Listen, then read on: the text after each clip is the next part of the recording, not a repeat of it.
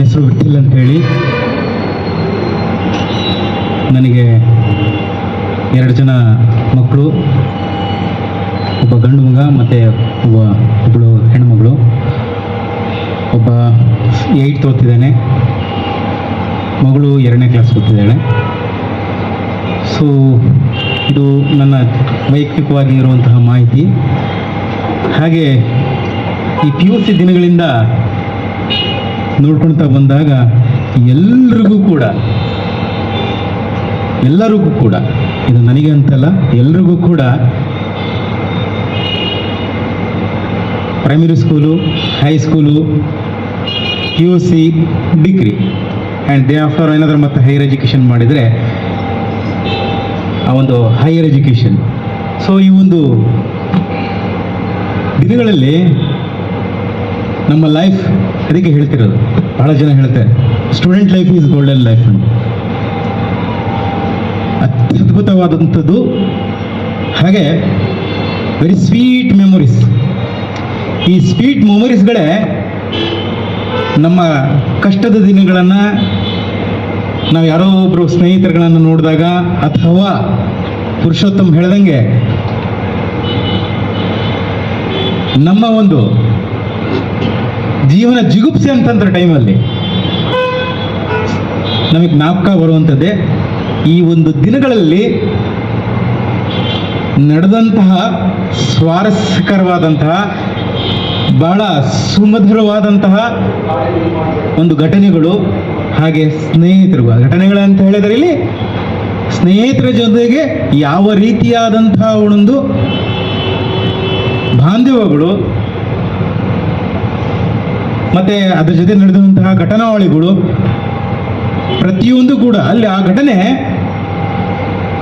ನಮಗೆ ಕಷ್ಟ, ಅವತ್ತಿನ ದಿನಗಳಿಗೆ ಕಷ್ಟ ಅಂತ ಹೇಳಿದ್ರು ಕೂಡ, ಬಹಳ ಬೇಸರ ತಂದಿದ್ರು ಕೂಡ, ಅದು ಇವತ್ತಿಗೆ ವೆರಿ ಫನ್ನಿಯಾಗಿ ಕಾಣಿಸ್ತು. ಸೊ ಹಾಗಾಗಿ ನನಗೆ ಎಸ್ಪೆಷಲಿ ಹೇಗೆ ನಿಮಗೆಲ್ಲರಿಗೂ ಇದಾಗುತ್ತೋ, ನಾನು ಕೂಡ ಸ್ವಲ್ಪ ಸ್ನೇಹಿಜೀವಿನೇ. ಸ್ನೇಹಿತರು ಕಂಡುಕೊಳ್ಳೇ ಬಹಳ ಬೇಗ ನಾನು ಬಹಳ ಆತ್ಮೀಯವಾಗಿ ಬರಮಾಡುವಂತಹ, ಆಮೇಲೆ ಅವ್ರ ಜೊತೆಗೆ ಎಷ್ಟೋ ಏನೋ ಒಂದು, ಈಗ ಸಾಮಾನ್ಯವಾಗಿ ಹೆಣ್ಮಕ್ಳಿಗೆ ಬಂಗಾರ ಹೆಂಗೆ ಕಣ್ಣಿ ಏನಾದರೂ ಒಂದು ಇಟ್ಕೊಳ್ಳೇನೆ ಎಷ್ಟು ಖುಷಿಯಾಗಿ ಏನೋ ಅಂತೇಳಿ ತಪ್ಪು ತಿಳ್ಕೊಡ್ರಿ ಬಂಗಾರದಲ್ಲೇ ಇದೆ ಅಂತೇಳಿ. So it is one small example, instance ಅಂತ ತಿಳ್ಕೊಳ್ಳಿ. ಹಾಗೆ ಅಷ್ಟು ಖುಷಿಯಾದಂತಹ ಅನುಭವವನ್ನು ನಾನು ನೋಡ್ಕೊಳ್ತೀನಿ. ಸೊ ಇವು ಒಂದು ನಮ್ಮ ಸ್ನೇಹಿತರ ಬಗ್ಗೆ ಹೇಳುವಂತಹ ಮಾಹಿತಿ. ಹಾಗೆ ಈ ನನ್ನ ಒಂದು ಜರ್ನಿ ನೋಡ್ಕೊಳ್ತಾ ಬಂದಾಗ ಆಲ್ಮೋಸ್ಟ್ ಆಲ್ ನನ್ನ ಪ್ರೈಮರಿ ಸ್ಕೂಲಿಂದ ಹಿಡಿದು ಟಿಲ್ ನನ್ನ ಮಾಸ್ಟರ್ ಡಿಗ್ರಿ ತನಕನೂ ಕೂಡ ಪ್ರತಿಯೊಬ್ಬರಿಗೂ ಕೂಡ ನಾನು ಸ್ಟಿಲ್ ಐ ರಿಮೆಂಬರ್. ಬಟ್ ಇಲ್ಲಿ ನಮ್ಮ ಈ ಒಂದು PUC ಇದರಲ್ಲಿ ಏನಾಗಿತ್ತು ಅಂತೇಳಿದ್ರೆ, ನಾನು ಕಾಮರ್ಸ್ ಬ್ಯಾಚ್. ಸೊ ಇದ್ದಿದ್ದೆ 11 ಜನ. ನಮಗೆಲ್ಲರೂ ನೀವೆಲ್ಲ ನೋಡಿ ನಗಾಡ್ತಿದ್ರಿ, ರೇ ಇರೋ 11 ಜನ ನೀವು ಹುಷಾರಾಗಿರ್ರಿ ಅಂತೇಳಿ. ನಾವು ಇದ್ದಿದ್ದು 11 ಜನರಲ್ಲೂ ನಮ್ಮಲ್ಲಿ ಯೂನಿಟಿ ಭಾಳ ಇದ್ರೂ ಕೂಡ ಒಬ್ರಿಗೊಬ್ರಿಗೆ, ಯಾಕಂತ ಹೇಳಿದ್ರೆ ಕಾಮರ್ಸ್ ಅಂದ್ಕೊಳ್ಳೋದು ಸ್ವಲ್ಪ ಟಫು, ಅದು ಇದು ಅಂತ ಹೇಳ್ತಿದ್ವಿ. ಅವ್ನು ನೋಡೋದು ನಾವು ನೋಡೋದು, ಇಲ್ಲಿ ನೋಡೋದು ನಾವು ನೋಡೋದು, ಲಾಸ್ಟಿಗೆ ಎಲ್ಲಿ ಸೇರ್ತಿದ್ವಿ, ಹಿಸ್ಟ್ರಿ ಜಾಸ್ತಿ, ಹಿಸ್ಟ್ರಿ ಕನ್ನಡ ಇದ್ರಲ್ಲಿ ಸೇರ್ತಿದ್ವಿ. ನಾನಂತೂ ಲಾಸ್ಟ್ ಬಟ್ ಸೆಕೆಂಡ್, ಸ್ವಲ್ಪ ನಿದ್ದೆ ಜಾಸ್ತಿ ನಂದು. ಅಲ್ಲಿ ಅದ್ಭುತವಾದಂತಹ ಒಂದು ಗುರುಗಳು ನಮ್ಮ ಮಾರ್ಗದರ್ಶನ ಇದ್ವು. ಅದು ಬ್ಯೂಟಿಫುಲ್. ಲಾಸ್ಟ್ ನಾನು ಬಹಳ ಮಿಸ್ ಮಾಡಿಕೊಂಡೆ ಅದರಲ್ಲಿ. ಸೊ ಮಿಸ್ಡ್ ಲಾಟ್ ಅಂತ ಹೇಳ್ಬೋದು. ಅದರಲ್ಲಿ ಎಸ್ಪೆಷಲಿ ನಮ್ಮ ಗುರುಗಳಿಗೆ ಹೇಳಬೇಕು ಅಂತ ಹೇಳಿದ್ರೆ, ನನಗೆ ದಿ ಬೆಸ್ಟ್ ಅಂತ ಹೇಳಿದ್ರೆ ಬಿರ್ದರ್ sir. But is no more. ಈಗ ಭಾಳ ಅದ್ರ ಬಗ್ಗೆ ಖೇದ ಆಗುತ್ತೆ. ಬಹಳ ಅತ್ಯದ್ಭುತವಾದಂತಹ ವ್ಯಕ್ತಿ ಅವರು. ಅಂತಹ ಗುರುಗಳು ನಮ್ಗೆ ಹೇಳ್ತಿದ್ರು, ಸರ್ ನಿಮಗೆ ಅರ್ಥನೇ ಆಗ್ತಿಲ್ಲ, ಅರ್ಥ ಆಗಲ್ಲಪ್ಪ ಇದು, ಹಿಂಗೆ ಮಾಡು ಅಂತೇಳಿ. ಯಾಕಂದರೆ ಆ ರೀತಿಯಾದಂತಹ ಒಂದು ದಿನಗಳಲ್ಲಿ ಇವತ್ತಂಗೆ ನಮಗೆ ಈಸಿ ಅಪ್ಡೇಷನ್ ಸಿಗುವಂತಹ ಒಂದು ಸೋರ್ಸ್ಗಳಿರಲಿಲ್ಲ, ಗೂಗಲ್ಸು ಅವು ಇವು ಅಂತೇಳಿ. ನೋಡ್ಕೋಬೇಕಾಗಿದ್ದು ಯಾರಿಂದ? ಇಲ್ಲ ರಾಮ್ ಪ್ರಸಾದ್, ಇಲ್ಲ ತಿಮ್ಮಯ್ಯ, ಇಲ್ಲ ಇನ್ನೊಬ್ರು ಕಡೆಯಿಂದ ನೋಡ್ಕೊಂಡು ಬರ್ಕೊಂಡು ಕಲಿಬೇಕಾಗಿ ಬಂತು, ಅಂದರೆ ಸರ್ಗಳು ಹೇಳದೇ ಇರುವಂಥ ಟೈಮಲ್ಲಿ. ಸೊ ಬಹಳ ಸೊಗಸಾದಂತಹ ಒಂದು ಪಿ ಯು ಸಿ ಲೈಫನ್ನಲ್ಲಿ ಮಾಡಿದ್ದೀವಿ. ಹಾಗೆ ಕ್ರಿಕೆಟಲ್ಲೂ ಕೂಡ ಜಾಸ್ತಿ ಅವಾಗ ಹೇಳಬೇಕು ಅಂದರೆ ಇದೀಗೆಲ್ಲ ಅವಾಗೆಲ್ಲ ನಮಗೆ ಲೆದರ್ ಬಾರ್ ಟೂರ್ನಮೆಂಟ್ ಎಲ್ಲ ಮಾಡಿ ಆಟ ಆಡಿದ್ವಿ. ಅವಾಗೆಲ್ಲ ಒಂದು ಖುಷಿಯಾದಂಥ ಸರ್ಗಳೇ ನಮ್ಮ ಜೊತೆಗೆ ಆಟ ಆಡ್ತಿದ್ರು. ಹಾಗೆ ಈ ಎಲೆಕ್ಷನ್ ವಿಚಾರ ಬಂದ ಕೂಡ ನನಗೆ ಎಲೆಕ್ಷನ್ಗೂ ನಿಂತ್ಕೊಂಡಿದ್ದೆ. ಸೊ ವೋಟ್ ಮಾತ್ರ ಒಂದೇ ಬಿದ್ದಿದ್ದು, ಅದು ನಂದೇ. Still remember. ಸೊ ಖುಷಿ ಆಗ್ತೈತಿ. ಆಮೇಲೆ ಈ ಒಂದು ಜರ್ನಿ ಮೂಲಕ ನನಗೆ ಬ್ರೇಕಪ್ ಸಿಕ್ಕಿದ್ದು ನಿಜಗಳು ಹೇಳ್ಬೇಕಂದ್ರೆ ಈ ಪಿ ಯು ಸಿಯಿಂದ. ಯಾಕಂದರೆ ನಿಮಗೆಲ್ಲ ಕಂಪೇರ್ ಮಾಡಿದರೆ ನನ್ನ ಒಂದು ಆ್ಯಸ್ ಪರ್ ಇದ್ರ ಪ್ರಕಾರದ ನಾನು ಎಸ್ ಎಲ್ ಸಿ ಇರುವಂಥ ಜಾಗದಲ್ಲಿ ಪಿ ಯು ಸಿ, ನೀವು ನಂಬೋದಿಲ್ಲ, ಇದು ಸತ್ಯ. ಇದು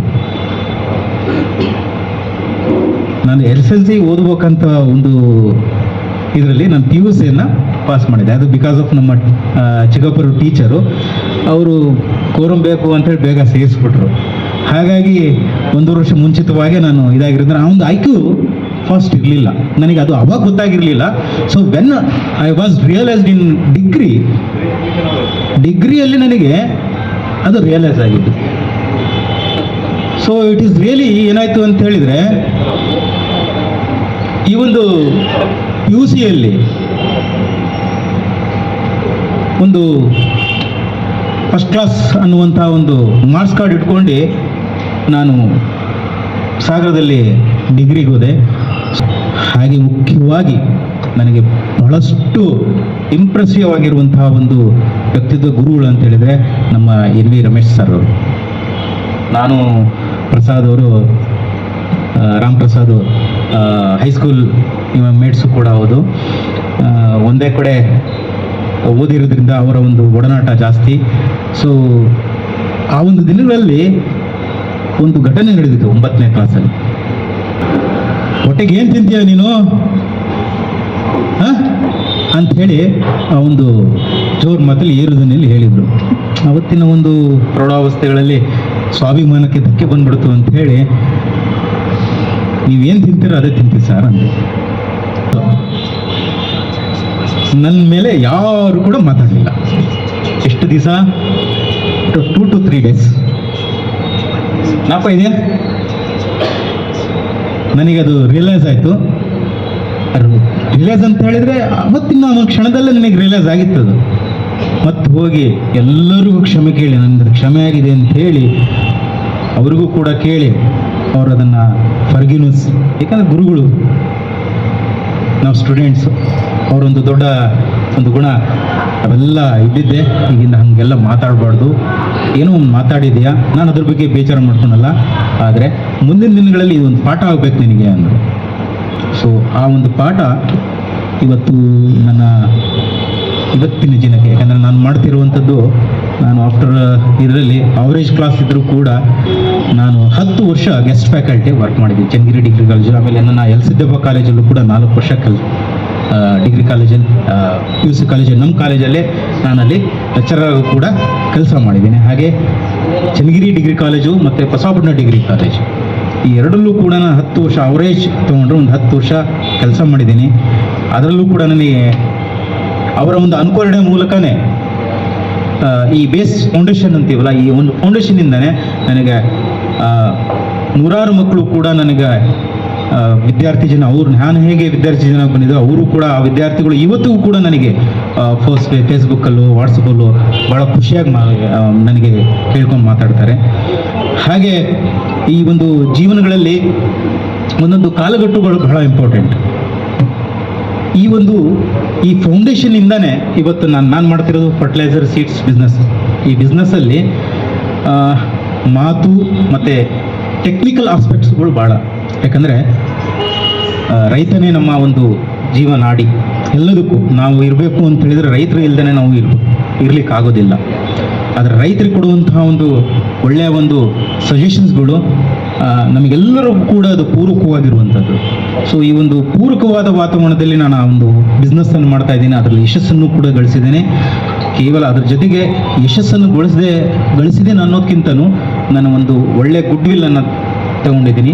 ಆ ಒಂದು ಗುಡ್ ವಿಲ್ನ ಒಂದು ರೂಪವಾಗಿ ನನಗೊಂದು ಒಳ್ಳೆ ಆಪರ್ಚುನಿಟಿಯನ್ನು ನನ್ನ ಸ್ನೇಹಿತ ಹೌದು ಮತ್ತು ನನ್ನ ಬ್ರದರ್ ಹೌದು ಪ್ರಕಾಶ್ ಬಸವ ಟಿ ವಿಯಲ್ಲಿ ಒಂದು ಕಾರ್ಯಕ್ರಮವನ್ನು, ಇಲ್ಲ ವಿಠಲ್ ನೀನು ಬರಬೇಕು, ಯಾರಾದರೂ ಒಬ್ಬರು ನಮ್ಮ ಇದರಲ್ಲಿಂದ ಬಂದರೆ ಒಳ್ಳೆಯದು, ನೀನು ಕೃಷಿಯ ಒಂದು ಆಧಾರಿತವಾಗಿರುವಂತಹ ಒಂದು ಕ್ಷೇತ್ರದಲ್ಲೇ ಇದೆಯಾ, ಕೃಷಿಗೆ ಸಂಬಂಧಪಟ್ಟಂಥ ಒಂದು ಎಪಿಸೋಡನ್ನು ನಾವು ಮಾಡ್ಬೋದು, ನೀನು ಬರ್ತೀಯಾ ಅಂತ ಕೇಳಿ. So it's need A huge time. ಯಾಕಂದರೆ 2 ಗಂಟೆ ನಾವಲ್ಲಿ ಬಸವ ಟಿ ವಿ ಕಾರ್ಯಕ್ರಮದಲ್ಲಿ ಕೊಡಬೇಕು ಅಂದರೆ ಹೆಚ್ಚು ಕಡಿಮೆ 3 ಗಂಟೆ, 3ರಿಂದ 4 ಗಂಟೆ ನಾವು ಮಾತಾಡಬೇಕು. ಯಾಕಂದರೆ ಅಷ್ಟು ಆ ಎಡಿಷನ್ ಕಾರ್ಯಕ್ರಮಗಳು ಇರುತ್ತೆ. ಬಟ್ ಅನ್ಫಾರ್ಚುನೇಟ್ ನನಗೆ ಯಾರಪ್ಪ ನನಗೆ ಇಂಟರ್ವ್ಯೂ ಮಾಡ್ತಾರೆ ಅಂದ್ಕೊಳ್ಳೇನೆ, ಇಲ್ಲಪ್ಪ ನಾನೇ ಮಾಡ್ತೀನಿ ಬಾ ಅಂದ. ಆಯ್ತಪ್ಪ ಅಂತ ಹೋಗ್ಬಿಟ್ಟೆ. ಅಲ್ಲಿ ಹೋದರೆ ಬೇರೆಯವರು ಇಂಟರ್ವ್ಯೂಸ್ಗಳನ್ನು ಬೇರೆಯವರು ಮಾಡೋಕೆ ಹೊಂಟ್ಬಿಟ್ರು. ನನಗೆ ಅಲ್ಲಪ್ಪ ನೀನೇನೋ ಇದೆ ಅಂತ ಹೇಳಿ ನಾನು ಧೈರ್ಯವಾಗಿ ಬಂದ್ಬಿಟ್ಟೆ, ಇಲ್ಲಿಂದ ಬೆಂಗಳೂರಿಗೆ ಬಂದ್ಬಿಟ್ಟಿದ್ದೀನಿ, ನೀನೀಗ ಕೈ ಬಿಟ್ಬಿಡ್ತಿದ್ದಾನೆ. ಇಲ್ಲ ದೇ ಕ್ಯಾನ್ ಹ್ಯಾಂಡಲ್, ನೀನೇನು ತಲೆ ಕೆಡಿಸ್ಕೋಬೇಡ ಬಾ ಅಂತೇಳಿ.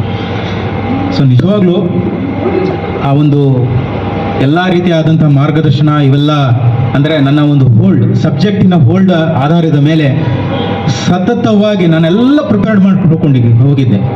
ನನ್ನ ಹೆಚ್ಚು ಕಡಿಮೆ ಒಂದು 8ರಿಂದ 9 ಪೇಜು ಇನ್ಕ್ಲೂಡಿಂಗ್ ನನ್ನ ಜೊತೆಗೆ ಸಂದರ್ಶನವನ್ನು ಅವ್ರು ಮಾಡೋದಲ್ಲ, ನಾನೇ ಅವ್ರ ಕಡೆಯಿಂದ ಮಾಡಿಸ್ಕೊಂಡ ರೀತಿಯಲ್ಲೇ ಅಷ್ಟು ಪೇಪರ್ ರೆಡಿಯನ್ನು ಮಾಡ್ಕೊಂಡು ಹೋಗಿದೆ. ನಾನು ಅದನ್ನು ಒಂದು ಜೆರಾಕ್ಸ್ ಕಾಪಿನೂ ಕೊಟ್ಟಿದ್ದೆ ಪ್ರಕಾಶನಿಗೆ. ಅವ್ರಲ್ಲಿ ನೋಡಿ ಭಾಳ ಚೆನ್ನಾಗಿ ಬಂದಿದೆ ಕಣೋ, ಏನೋ ಅಂತ ತೊಂದರೆ ಏನಾಗಲ್ಲ ಹಾಗೆ ಅಂತೇಳಿ.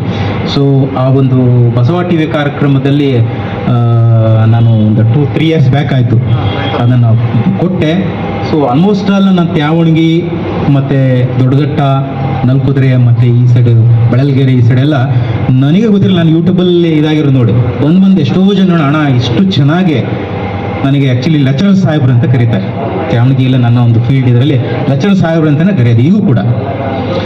ಸಾಹೇಬ್ರೆ ಏನು ಸಾಹೇಬ್ರೆ ಎಷ್ಟು ಚೆನ್ನಾಗಿ ಬಂದಿದ್ದಿಲ್ಲ ಹಾಗೆ ಅಂತೇಳಿ. ಆಮೇಲೆ ಪ್ರಕಾಶ್ ನನಗೆ ಫೋನ್ ಮಾಡಿ ಹೇಳ್ದ, ಇಲ್ಲ ಇಷ್ಟು ರೀತಿಯಲ್ಲಿ ಇಷ್ಟು ಚೆನ್ನಾಗಿ ಯಾವುದೇ ರೀತಿಯಾದಂತಹ ಒಂದು ಎಡಿಷನ್ ಆ್ಯಕ್ಚುಲಿ ಆಗುತ್ತೆ 50 to 60%, ನಾವು 50% ಅಡಿಷನ್ ಆಗುತ್ತೆ, ನಿಂದು ಅಷ್ಟು ಎಡಿಟ್ ಆಗಿಲ್ಲ, ಭಾಳ ಚೆನ್ನಾಗಿ ಬಂದಿದೆ ಹಂಗೆ ಅಂತೇಳಿ.